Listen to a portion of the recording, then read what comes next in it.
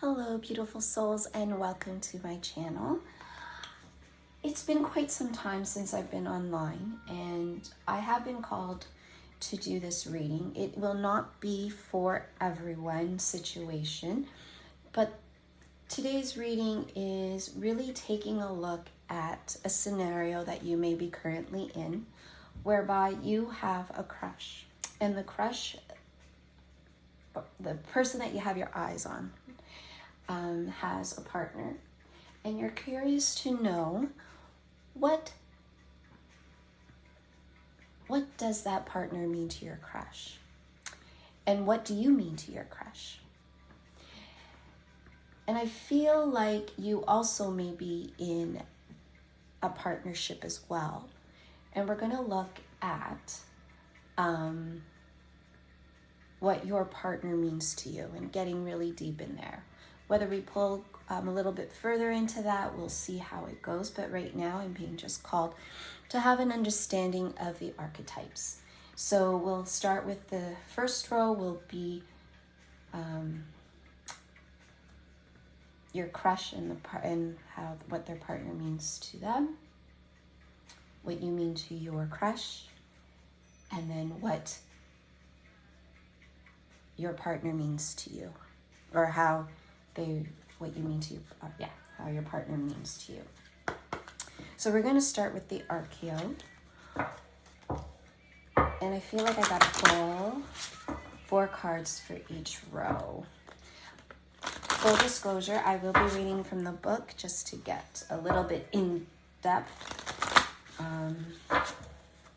because it's going to be very detailed, and perhaps it will shed some light in your current situation. So let's see.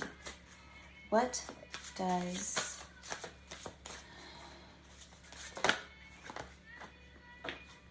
it's 3. So this would be what your crush's partner is to them.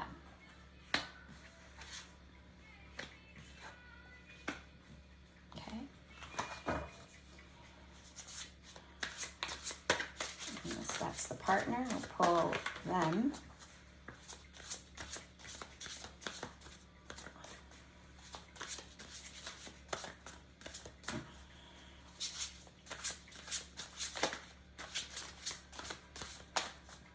So, just so I'm not confusing myself a little bit, so this is what your crush's partner means to them. This will be what you mean to your crush. So what does, please pull some cards. Whoa, what? Okay. And this row here will be what your partner means to you. Okay, give you some clarity.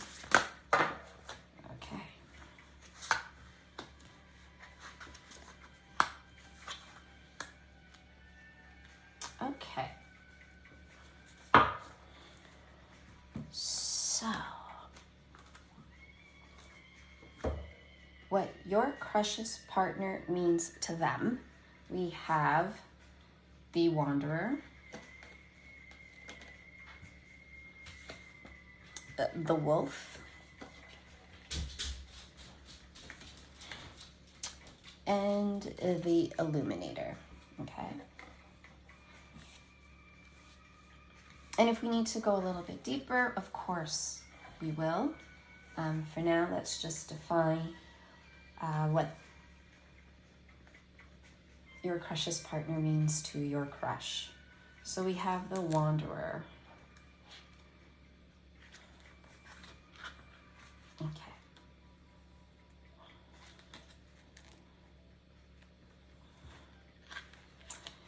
So the attribute of the Wanderer insists that you stop what you are doing, clear your head, breathe the cool air into your lungs, and feel the mossy rocks beneath your leather boots.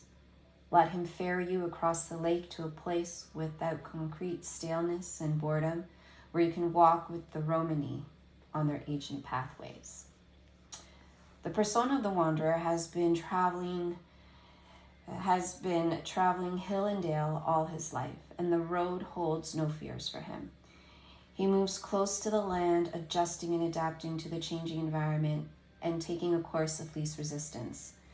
Like a river, unconstrained and free from inertia. This charismatic Saigain troubadour is hard to resist. With his fiddle and his campfire charred voice, he's danger to the daughters of those who cling too tightly to their possessions and treat their wives like chattel. The wanderer is quick-witted and has nothing to lose. For him, life is a thrill that must be tasted like honey. Travel with him and he will rid you of any staleness and boredom that might threaten to make your life feel stagnant. Once he accepted you, he will be your blood friend. But remember, he's not a person to be crossed or betrayed. Let go of your presumption and see where the wind's brother will take you.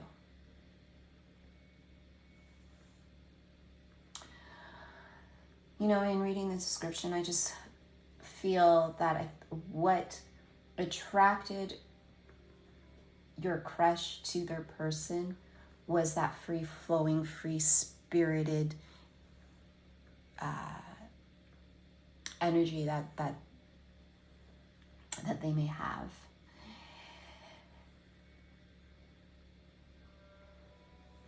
And that free-spirited energy is like that poison or that kryptonite that just clawed them in and hooked them in.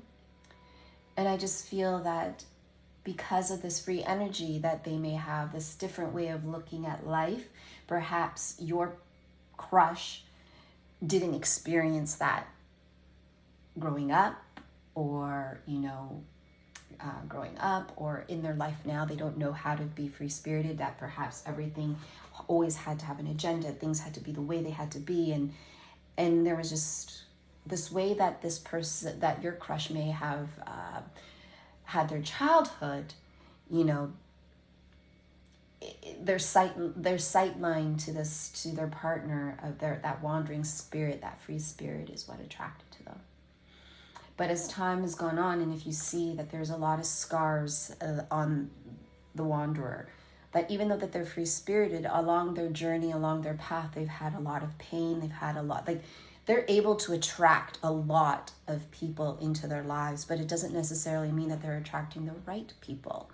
They're attracting the people that allows them to be free-spirit, that kind of make them feel wanted or important, or but that free-spirited energy, I feel, is a facade. It's not really getting down to the person that they truly are, right? Because underneath that layer of free spirit is layers of hurt, disappointment, and I think that jealousy attribute that they may have, where you can't cross them, or it doesn't necessarily have to be jealousy, but because they've been hurt in the past, that anything can trigger them, right? Anything can trigger that hurt, especially now. Like if you look at the wanderer, it's a little bit older. It's a little bit, so this pain or this wandering spirit, they've been doing that, it seems to be, for a long time of their lives. That was the way they coped. That was the way they made friends. That was the way they needed to present themselves, to bury and hide the hurt. But at the end, what is coming out now and what I'm feeling now is that hurt is starting to bubble up into anger. And that hurt is starting to manifest itself or come out in their relationship. So anything that your that your crush is doing is triggering, right? Is triggering all that hurt.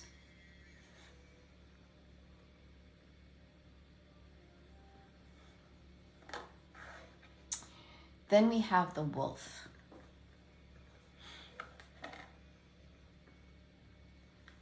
the wolf here. So the wolf, the attribute of the wolf will not allow you to be neutered or let you become estranged from your animal nature. By acknowledging him, you are not giving up on your humanity. You are accepting your core's origin. The wolf gives you back your instincts and helps you resist the constraints placed upon you by polite society. Wait, okay. The persona of the wolf when you are lost, confused, blinded by the light, or stumbling through the dark, the wolf will be your guide. All paths are known to him. No matter the terrain, forest, plain, and wasteland, the wolf has traveled that way before. But if you wish his assistance, you must first lose your fear of his animal nature and your squeamishness around death and desire. Accept the wolf for who and what he is, and never try to tether or chain him. Walk beside him. Mimic his footsteps, grow your senses, and avoid pointless noise. Together we all are half-wolves, aware wolves, and we should neither suppress our hunger, not let them run amok. Wolf has no need to be taken into society's bosom. He hunts and mates for vitality's sake. His wants and his needs aren't in contradiction. Through an individual creature, his brothers and sisters will come to his side in the blink of an eye if needed. And you see how that kind of coincides and plays into the wanderer archetype. So what I'm hearing or what I'm sensing is that the relationship is, they've been together for quite some time. He knows the person he's sleeping with, let's put it that way. Right? He's comfortable. He knows how they move. Like after the long while of their for being together, he's familiar with how they walk. He knows how to, I don't want to say play their partner. It's more like they know how to move with them. So even though they're going with the ebb and flow of that wandering spirit, your crush knows how to move with that ebb and flow. So they're familiar with how it is and how their relationship needs to be in order for it to work, in order for it not to get to the point of not to rock the boat. You know, like I almost feel like there's a walking of eggshells in the relationship, but not in fear. Let's be clear about that, is that they're not walking in fear, but they're walking like because they know, right? I want to say it's like a strategic way of being in the relationship without having to, I want to say dismember the relationship, and that sounds horrific and grotesque, but that's the words that are coming to me. Right? So if you want to know what that partner means to your person, this is how they have to move in there. This is how your crush needs to be in the relationship, present day. Okay? So the Illuminator is next. This one here. So as the Illuminator,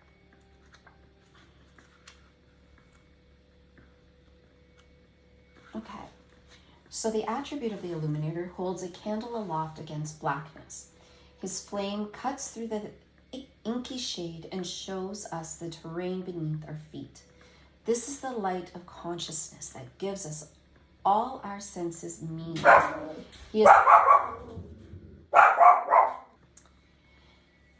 He is also the means by which your inner eye can navigate through your maze of complex emotions and scattered thoughts. He is, in short, the one who makes you aware of your existence. The persona of the Illuminator, without the dark, light is rendered meaningless. And without light, darkness obliterates all things. Each needs the other to exist. That is chiaroscuro, Sorry. The illuminator eradicates nothingness and gives us the world of sensation, a world we play and struggle in.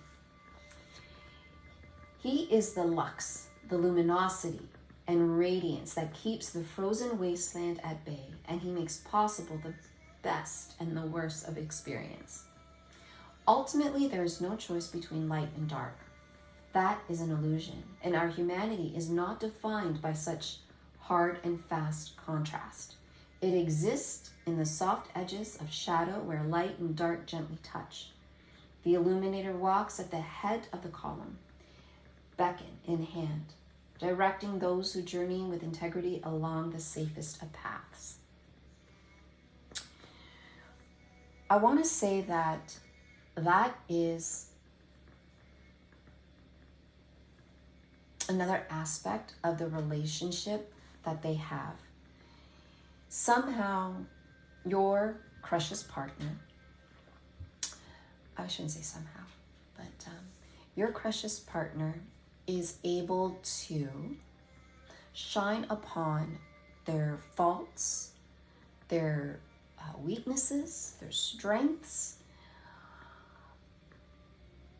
But I feel more that, and perhaps when they met, it was highlighting the strengths, making them feel good about themselves, making them feel wanted, making them feel, it all goes hand in hand, like with the wanderer and the illuminator and the wolf, like the partner's free spiritedness, right? And the lightheartedness, the happiness, something that he probably has never, probably your crush has not experienced, but at the same time, in the beginning, their partner illuminated all their strengths, showed them the beautiful way of life. But as time went on, that illumination changed, and now it's highlighting the dark more than the light, like, what the lack of, right? And it's not just of your crush, it's illuminating without their knowledge the relationship, right? What started off as, it's, what people dream of, is now turned a different way. So now it's just showing a different reel or highlight of the life that they currently have, right? Now, I feel some may want to know, well, okay, now that we know what my crush's partner is to them, what is how does the partner, what is the crush's, how does the crush's partner mean to them? I had to think about how I was going to say that without. Okay, so if it's the wanderer, what is? Okay.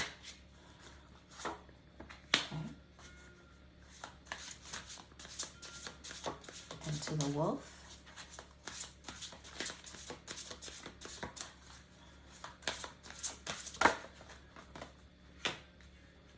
And to the illuminator. Okay, so here we go.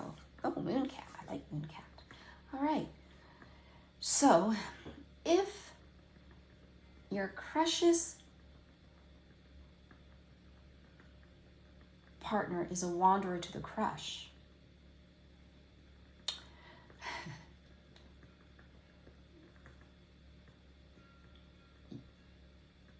your crush is an observer to the wanderer's archetype. Oh. It's a mouthful when you can't, okay. So, the observer.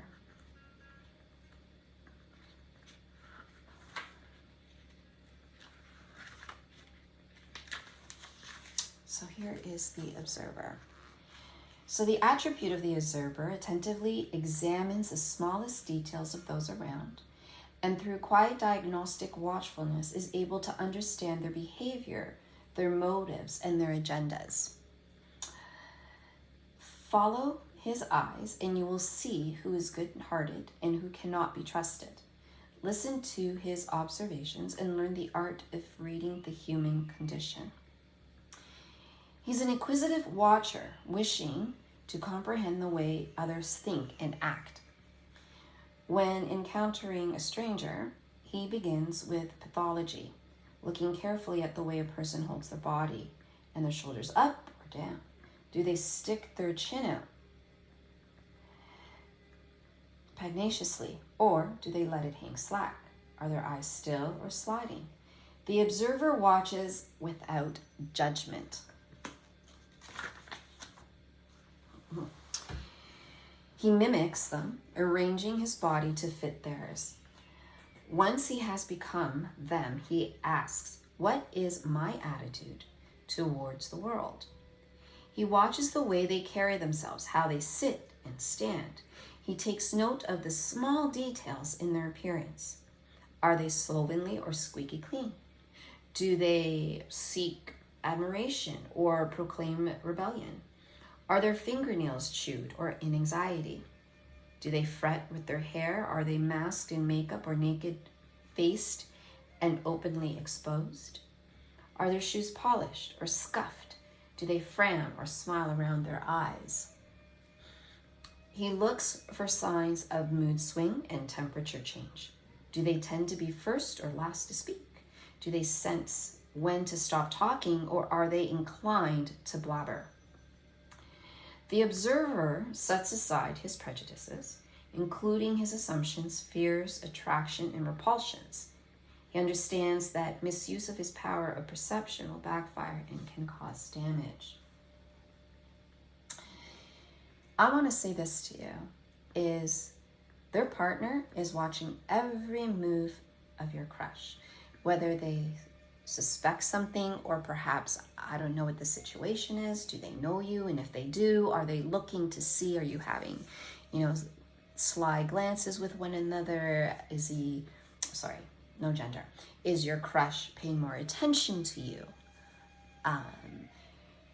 So your crush's partner is observing and looking and seeing and noticing. That's the key thing, and they're noticing. So remember, we talked about that hurt that's triggered every time. This observation that their partner is doing is what's triggering the anger and the bubbling up, and it's bringing everything up to the surface from that free spirit nature, right? Of that illusion of the free spirited, right? So they are noticing changes in them, right? How they move, how they dress, if you know each other, when you pass by, when you see one another, right? Even to the point, perhaps maybe, being an investigator through their things, right? Okay, so then now we're coming to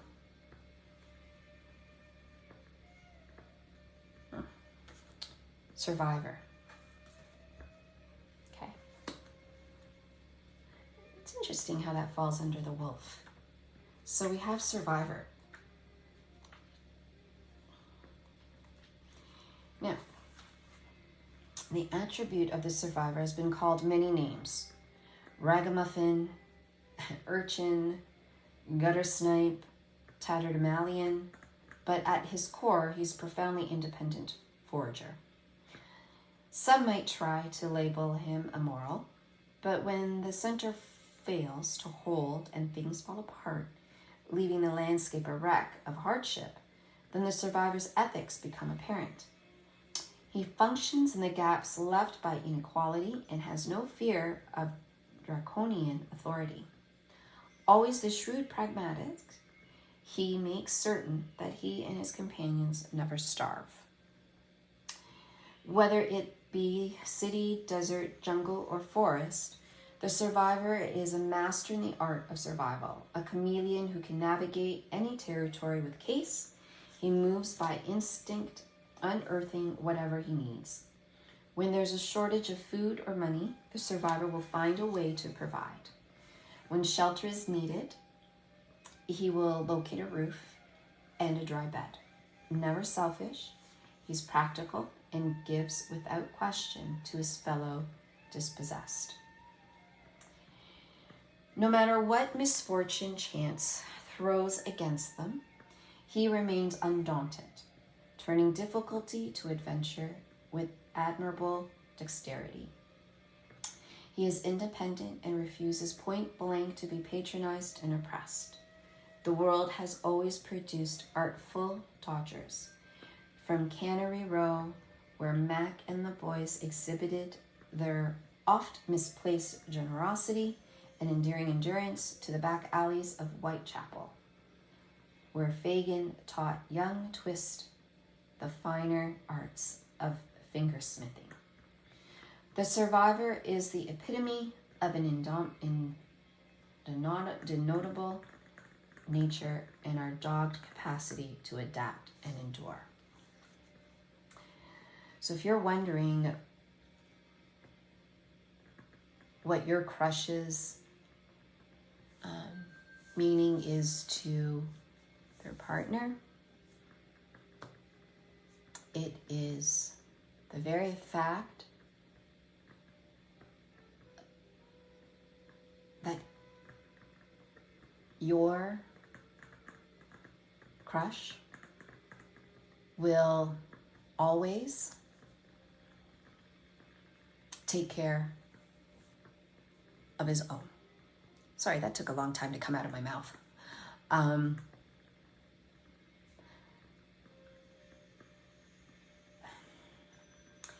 I feel that they may have had some money issues in the past, but your crush has always made it a point to ensure they had enough to survive.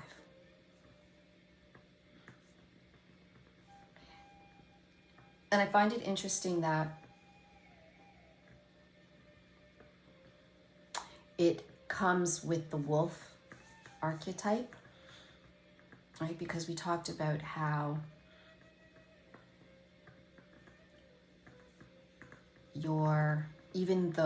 how your crush sees them as they know how to move with them, they know how to make things right with them. It's exactly like the survivor, right? It's almost to the point that they will do anything to keep them happy, and I want to say quiet. Okay. Interesting how we have the moon cat with the illuminator, and how the moon cat is the moon and the illuminator is the sun.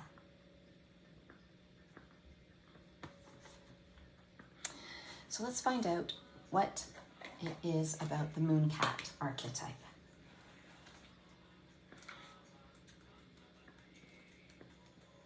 Okay, so the moon cat's driven by curiosity, intuition. If you align yourself to her, you will learn to grow your innate perception. Invite her into your company, and if the mood takes her, she will show you alternate byways.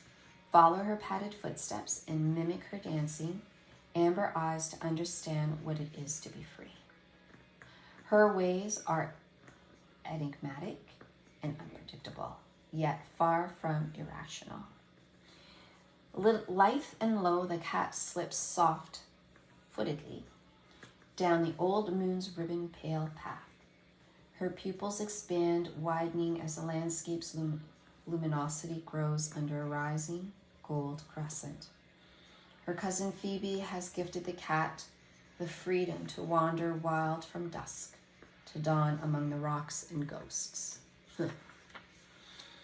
Those who walk in moonlight are unrestricted by convention. They do not suffer obligation and are not constricted by any notion of contrived formality. Instead, they choose their empire of shadows where no cold-hearted human god demands servitude.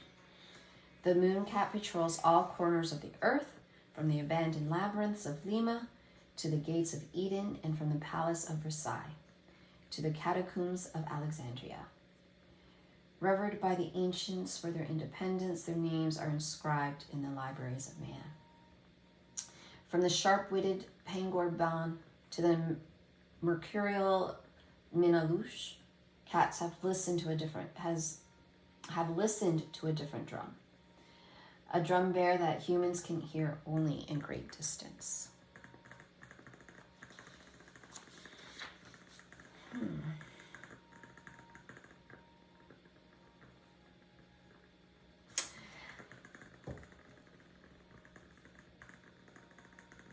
As I was reading it, the first thing that came to mind was that the partner was very captivated by their eyes and the way that they move. So remember,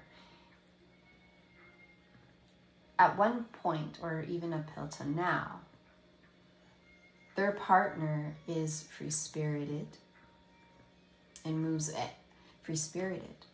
Now, I feel with the moon cat, that free-spirited is allowed to be freer in the evening.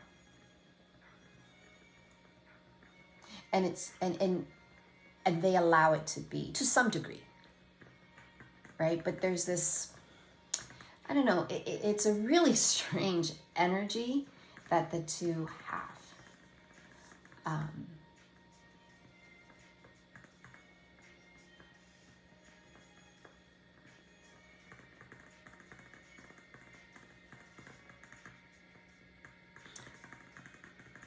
So even though, here's what's coming as I look at the illuminator. So even though present day, they're shining the darkness of their relationship, the moon cat sees.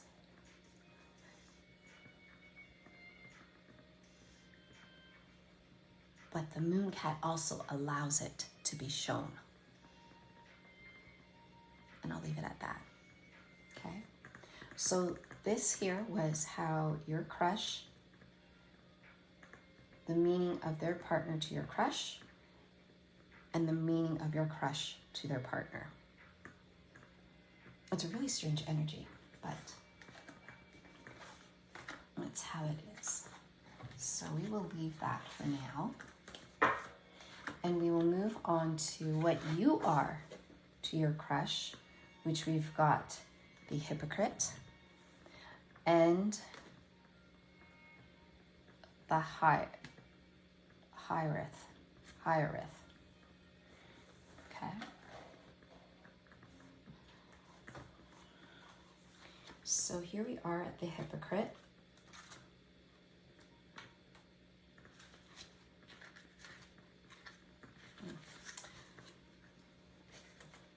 Okay.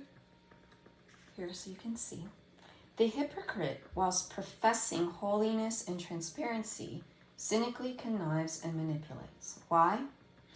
Why then would we want to have anything to do with such a person? The answer is we all tend to want more from others than we demand from ourselves, which by definition means we are duplicitous. The hypocrite's present reminds us that we need to keep our two-faced tendencies in check. So the persona of the hypocrite is that he purports to be a man of piety, but he's politically motivated and his agenda is driven by an obsessive hunger to control. The hypocrite preaches one thing and does another. He uses his office and his influence for personal gain and gratification. He's cunning puppeteer and a master of intrigue. At his worst, he's a coiled snake waiting to strike those who stand in the way. He's controller of the system, whether in the political or theological, and he knows every rule and obscure law that can be used in his favor. He keeps his agenda well hidden and utilizes a strong effect the strategy of divide and conquer. Occasionally, He will seem to use his power for the good of others, but only if it advances his nefarious plans. He's ruthless, and it would be advisable to avoid openly crossing him. So this is what you are to him, or to your crush. Please ignore the pronouns.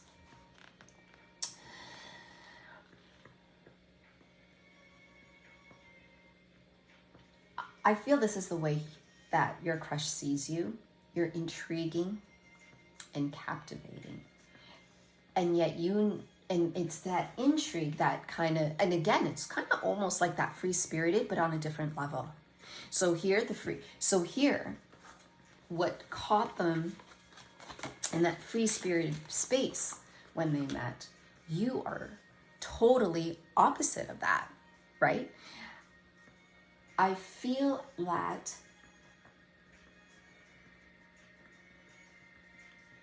the intrigue that they see in you is perhaps, and no knock to their partner at all, is perhaps they can have a deep conversation with you, whether it be political, whether it be scientific, whether it just be the day-to-day. You feed that part that is not fed in the free-spirited. But yet, if you look at the way the demeanor of the hypocrite, you kind of hold yourself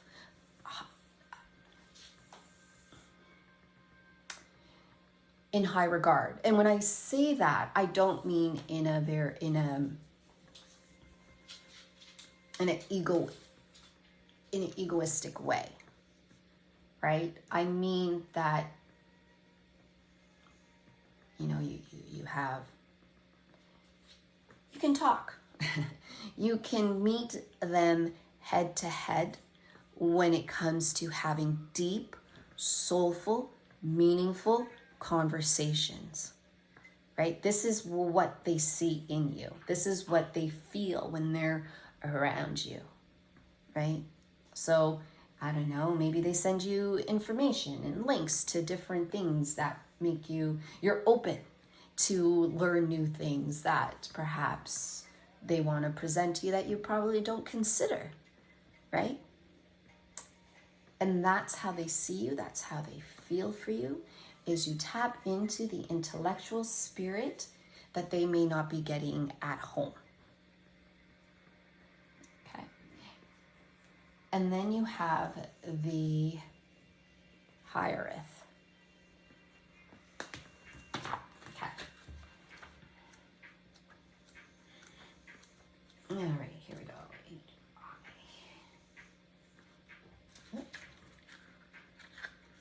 The Hierophant. So the attribute of the Hierophant is elusive. She is the sense of loss, nostalgia we feel for a place or a person that we never knew. She is the missing, that which lingers like a dull, aching grief in your bones. If you chase her, she will recede, but if you invite her to make herself known, she may approach and relieve you of your hollow longing. The persona of the Hierophant touches something within us that sits hunched and gnawing in a corner of our soul, a vaguely conscious emotion that can never be brought to the surface and named. The Welsh have a word for this amorphous sensation, hiereth, defined as a homesickness for a home to which you cannot return, a place which maybe never was, the nostalgia, yearning, or grief of lost terrains of your past, or the sadness that comes from knowing that someone who is deeply important for you is forever just out of sight. When we are young, we often believe this someone to be a kindred spirit, our love. Later, we realize the missing person resides within, and in order to negate the clinging feeling of loss, we try to mend our sense of being broken by searching for a way to bring together the fragmented parts. In hindsight, the missing part of us may in reality be what it first seemed, a shadow companion whose presence will only break cover when we turn sharply to embrace it. Interesting. But do you see how that plays with that hypocrite? You tap into a part of their soul that no one has tapped into before, or perhaps they think about, or perhaps that nostalgia is from their ancestors. So you're tapping into something within them that nobody else has ever tapped into, and that is what intrigues them, right? So not only are you offering at the third dimension, thought-provoking conversations, right? You're talking about everything. You're talking about the politics. You're talking about, you're talking about energy. You're talking about healing. You're talking about all these different things that you're opening them up a little bit more of something they knew was there. And perhaps, it is in their bloodline, but no one has ever tapped into it the way you're tapping into it, right? And you're allowing them to see that, right? You're bringing their spiritual selves into the 3D space.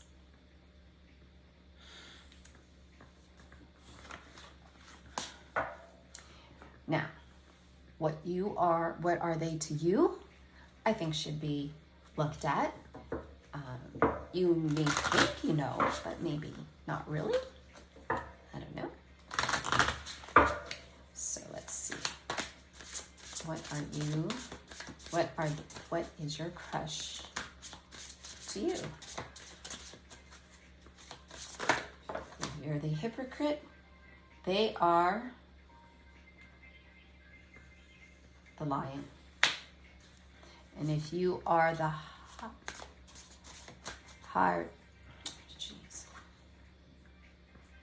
hiereth, they are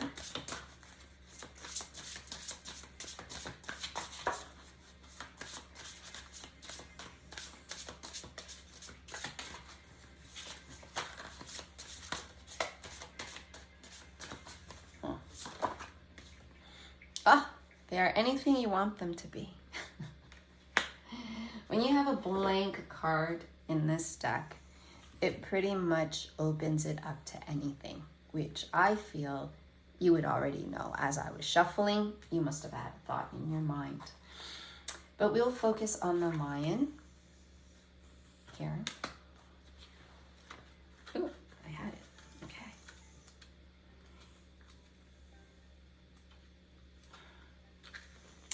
The attribute of the lion is that you can convince him to be with you. You will also learn to temper your spurious inclinations, and if circumstances demand it, you'll be able to call upon his massive strength and ferocity. But he's not your pet. His noble heart exists to protect the abused and misused, and he adores the cruelty of self-serving authority. The persona of the lion has learned to tame the youthful inclinations that once led him to waste his power. Instead, through resolve and self-restraint, he has harnessed his stamina. Merely watching his massive shoulder blades rising and falling like pistons informs you of the force contained within his frame. Noble of heart and slow to stir, the lion is, for the most part, passive, but when provoked, he becomes an formidable force. When rampant, his will is uncontainable, and he will snap any chains placed upon him as if they were cotton thread. If you are able to convince the lion to accompany you, his presence will give you great security. However, you must never take him for granted. Whilst he will defend you against threat, he is primarily there to protect the abused and those oppressed by authoritarian misrule.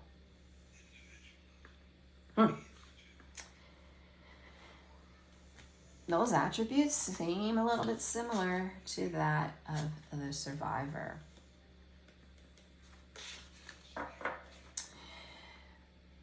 But for you, I think that's how you see them.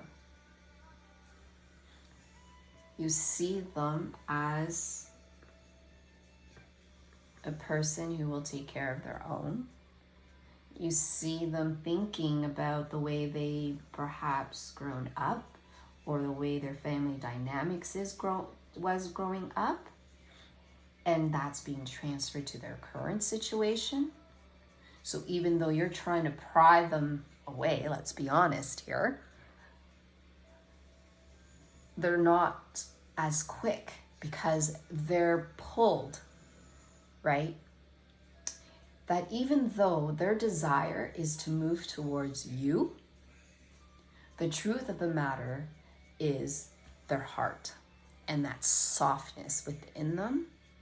And maybe it's guilt, maybe it's because they've always been in that survivor mode, that they feel that they need to take care of their own, and their own meaning their home. Whether they have kids, maybe they don't want to disrupt the family dynamic because theirs was disrupted, but or they don't want to leave their partner stranded. Perhaps they feel that if they leave, their kids may not have the life, or may end up having the life your crush had growing up, and they don't want that for them. So there you have it. And again, the blank card is really filling in the space for yourself and knowing what they actually mean for you. And this could be anything. This could be floating for any archetype that you see fit for yourself.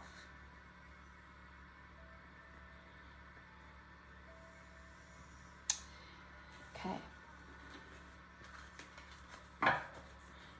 What I'll do is I'll keep these in piles, because I'm sure you may want some closings. Okay. So this here is how your partner sees you. So the first one is eccentric. And then we have sage. And then we have the arbiter. And that's how they see you. So we'll start off with the eccentric.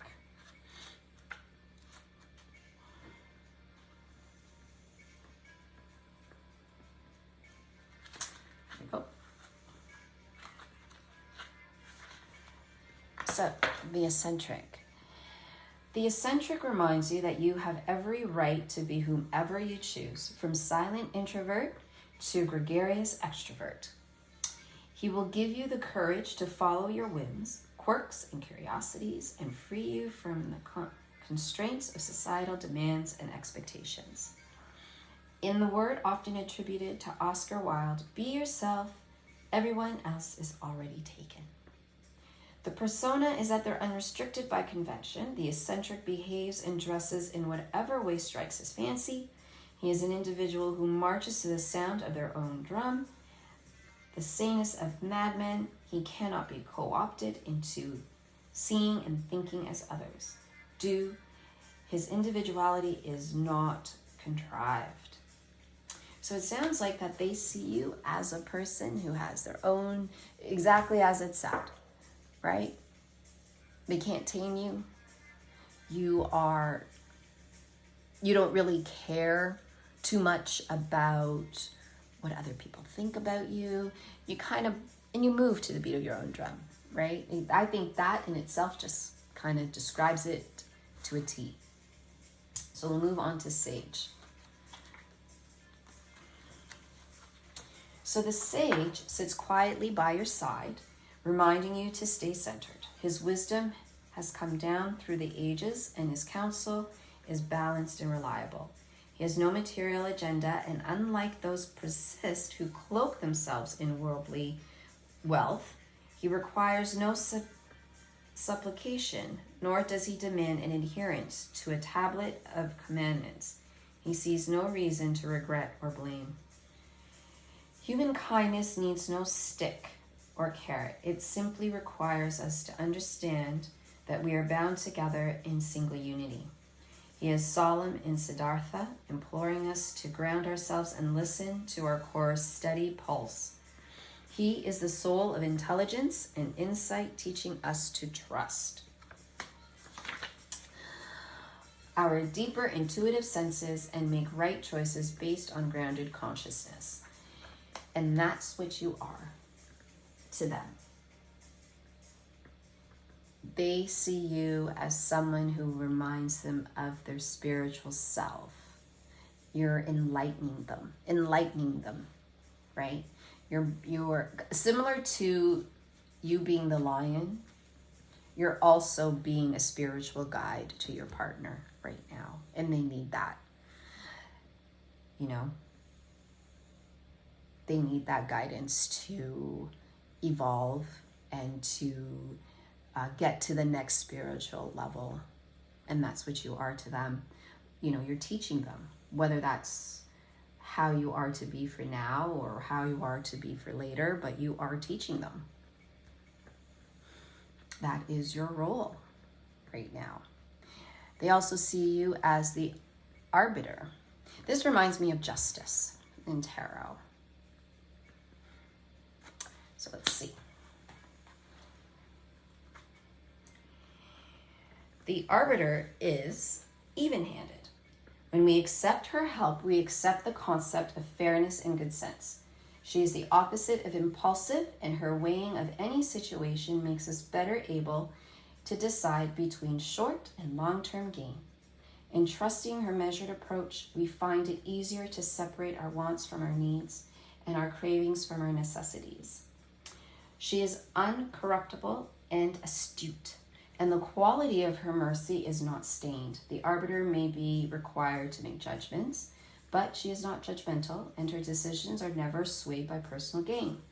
Blind to influence, bribery, and intimidation, the scales of equality she holds aloft separate the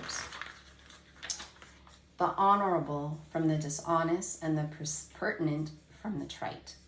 She is Solomon's fair disciple, deliberating with compassion and love, placing emphasis on common sense and astute wisdom. Her core values demand that she defend the notion of fraternity and liberty against despotism and tyranny. Throughout mythology, the arbiter has had many names: Themis, Astrea, Hora, Athena, Imana, Mat. But she has remained consistent to her principles of even-handedness. She's aware that human nature is a pendulum swaying between generosity and avarice, and her deliberations take into account the imperfections innate within all of us. And that's how they see you, and that's what you are to them. Is that no matter what they have done in the past, you have not judged them, you have been forgiving, right? And you look at things differently. Even though there's good and evil in the world, you tend to gear towards the kindness and look at the kindness of others. And I think that is what is attractive of you. It's your spirit, it's your energy, it's that forgiveness, it's that kindness, it's that seeing good in all things. And the fact that you see good in them, especially the way that they may be from whatever their past is, you know, that's a big thing for them. And it means a lot. So let's find out what they are to you.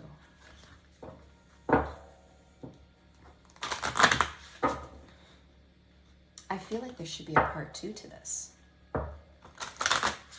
There might be more questions. All right, so what are you to your, what is your partner to you? If you're eccentric to them, here we go. Oh, we got 3? Perfect. So we've got, okay, perfect. Metamorph, the Jester, and the Alchemist. Okay.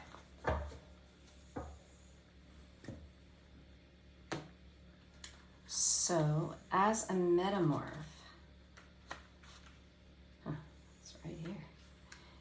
The metamorph will aid you in all your life's transitions from child to adult, from midlife to maturity, and eventually onto your ultimate rite of passage.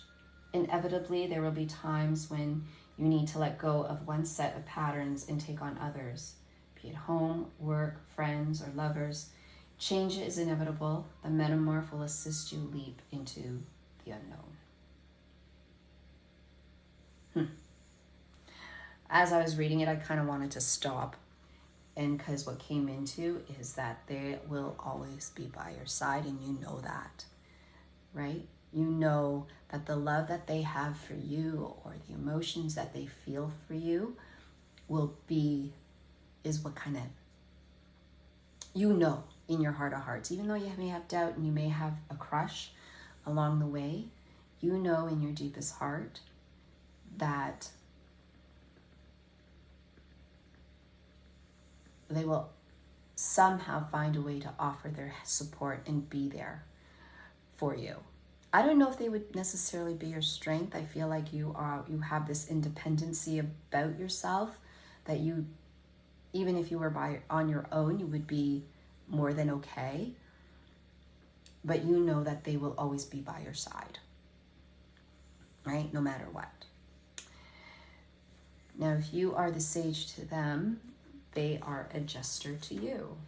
And the jester may act like a fool, but he is far from being one. A philosopher, clown, and an ironic sense of humor, he refuses to be misdirected by the whims of kings.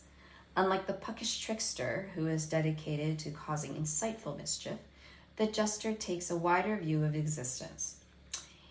His wit is at root profound, and his eyes are open to both the grandeur and the futility of existence. Hopping absurdly from one leg to another, the jester pulls gargulesque faces. Pretending to be simple-minded, he intentionally places himself at the bottom of the pecking order. Wearing his traditional uniform of motley, he clowns and squawks in foolish dialects, but beneath his buffoonery, the words he utters speak the truth.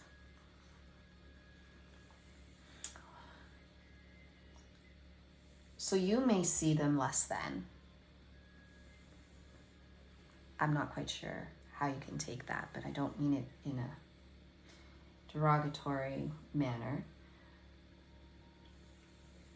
Or perhaps you may see them as you can't have conversations with them or whatever, but you have a good time together, right?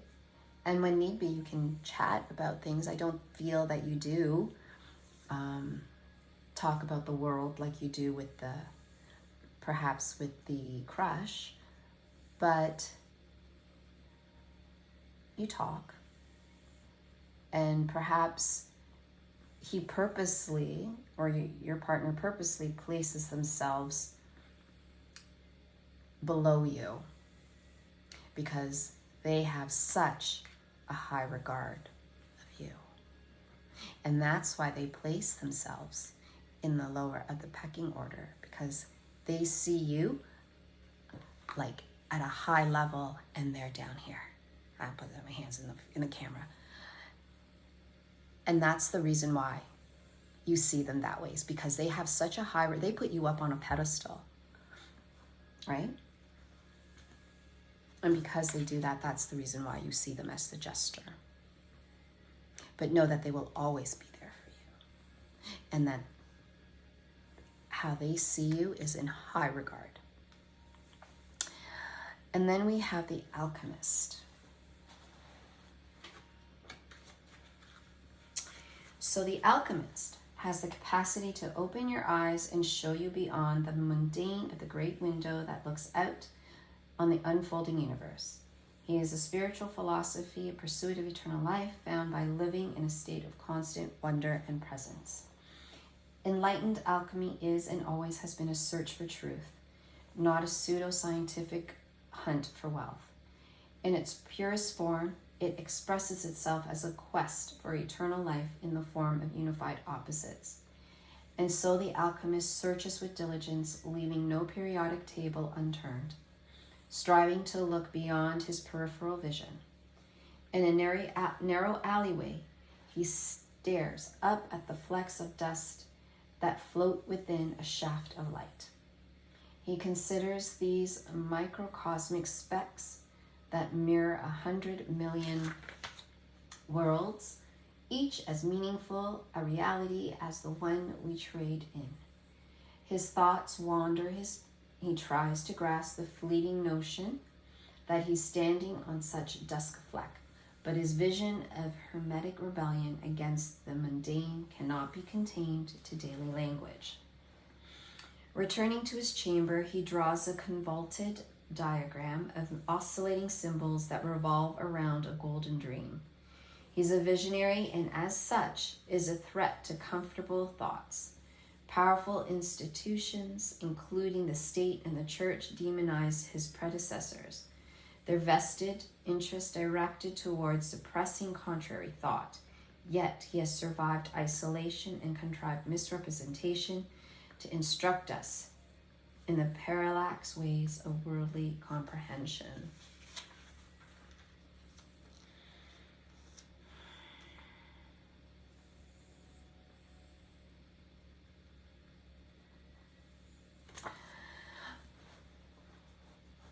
I feel in some way that your person has also introduced you to a different way of life. So maybe in the past, let's say, for example, you were conservative, you watched what you said, and that could just been a result of relationships that you may have had in the past where, you only spoke when you were spoken to, or, you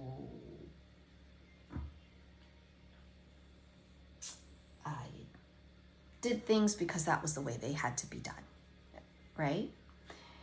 And they showed you differently, right? They showed you that there's a different way of living, and it kind of brought you to who you are today, right? Perhaps you're not that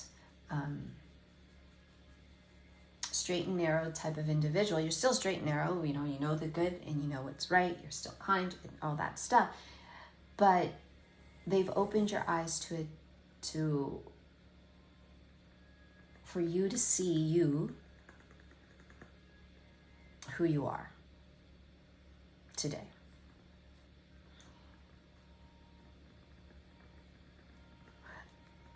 I feel like that they've helped you grown into the person you are today, and I feel that this ball on the bottom is more of like a rock, and they've taught you to be sturdy and strong, but at the same time uplifted you into something or someone you never thought you would ever be. So they had a hand in that, right? They had a hand in that, and that's how you see, and that's how you see your partner and what your partner means to you. So we're going to close this off with inner peace.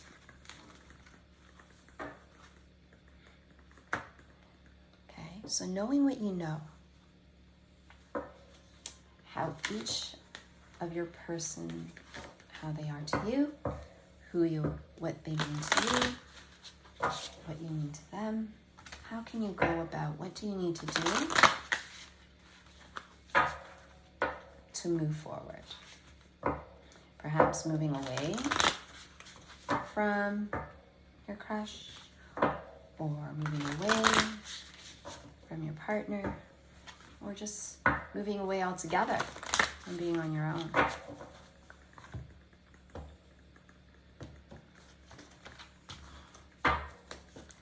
So, any final words our viewer as they walk away from this reading? What is it that you need them to do from this day on? So the first one is letting go. It says, now is the time to let go of everything that no longer serves you.